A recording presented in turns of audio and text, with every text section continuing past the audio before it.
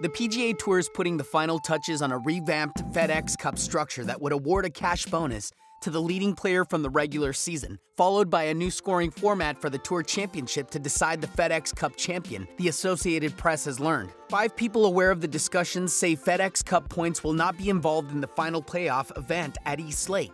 Instead, the #1 player would start the Tour Championship at 10 under par, with scores to par staggered depending on the 30 players' position in the standings. The winner will be the FedEx Cup champion, and the bonus is expected to be more than the current $10 million prize. That means whoever gets the 30th spot at East Lake would have 4 rounds to make up as many as 10 shots. The change eliminates the awkward moment and divided attention of one player winning the Tour Championship and another winning the FedEx Cup, which happened last year for the second time. The people spoke on condition of anonymity because the Tour has not publicly announced what they're planning to do, and because there are still loose ends. One item unsolved is when the regular season would end. Since the FedEx Cup began in 2007, the Wyndham Championship in Greensboro, North Carolina, has been the final regular season tournament for players to finish among the top 125 to retain full PGA Tour status and qualify for the postseason. What emerged from a player advisory council meeting last week was the possibility of ending the regular season the previous week at the FedEx Invitational, a World Golf Championship in Memphis, Tennessee. The top players in the FedEx Cup typically take a week off before the playoffs instead of playing the Wyndham Championship. But by ending the season in Greensboro, which one person said is the more likely scenario, there could be a case where a player adds the Wyndham Championship if he has a chance to win the regular season. 2 people said the bonus for the regular season would be awarded only to the top 3 players, with $3 million going to the leading player. The larger overhaul involves the conclusion to the FedEx Cup.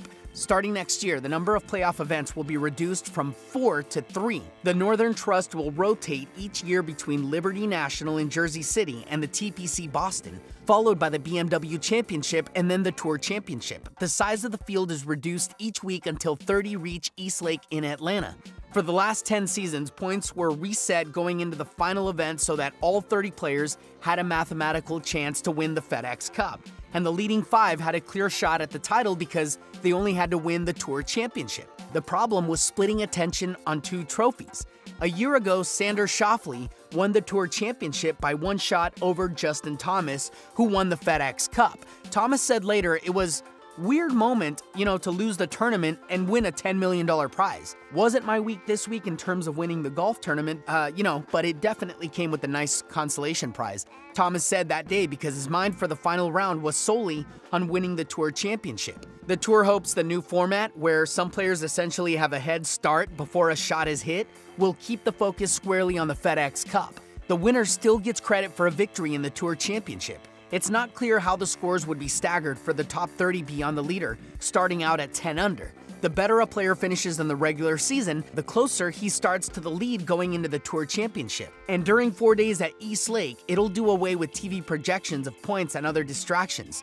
2 years ago, for example, Dustin Johnson would have won the FedEx Cup if either Ryan Moore or Kevin Chappell had won a 3-way playoff with Rory McIlroy, who wound up winning both. The PGA Tour last year announced a 10-year extension for the title sponsorship of the FedEx Cup, an important deal because it gave the Tour's postseason continuity for another decade.